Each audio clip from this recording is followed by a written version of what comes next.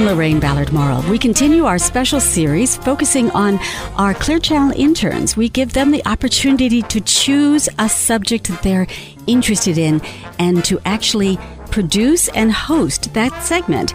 And so with us in the studio is Victoria Powell, who's at Drexel University, and she's going to be interviewing someone who's going to talk about a landmark here in Philadelphia. Victoria?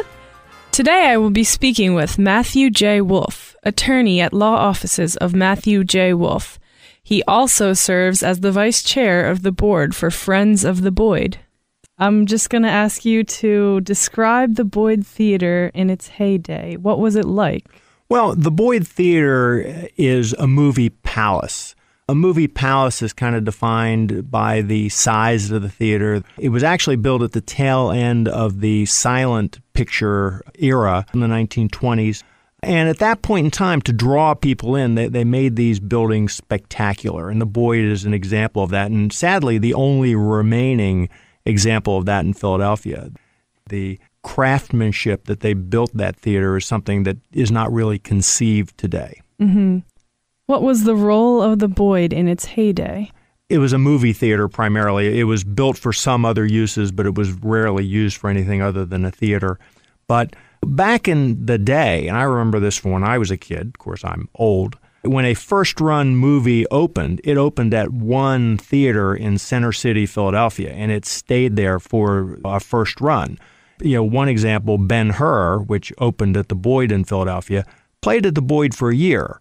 And what that meant was it wasn't playing anywhere else. If you wanted to see Ben-Hur, you went downtown, you went to the Boyd.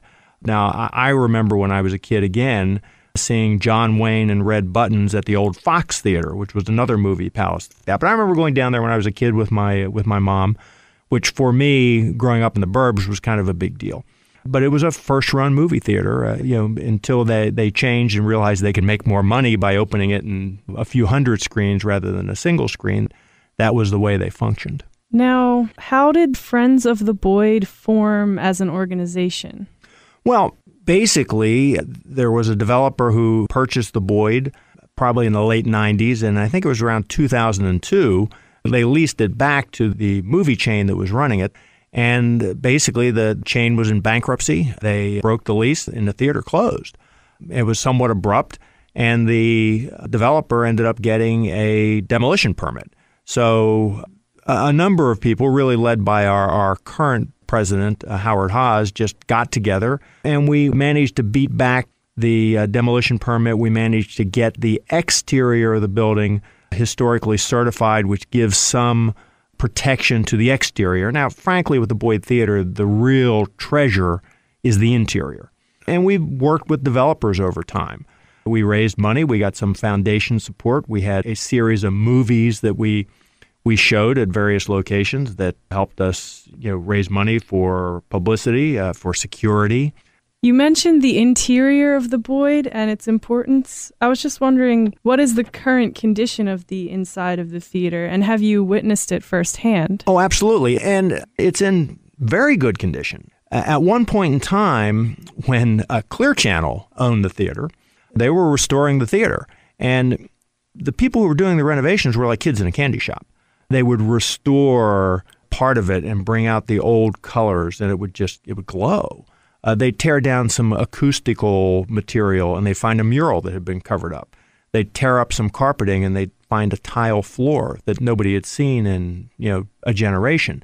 They tore out some plaster, and there was like this marble that they had covered up. There's been wear and tear over the years.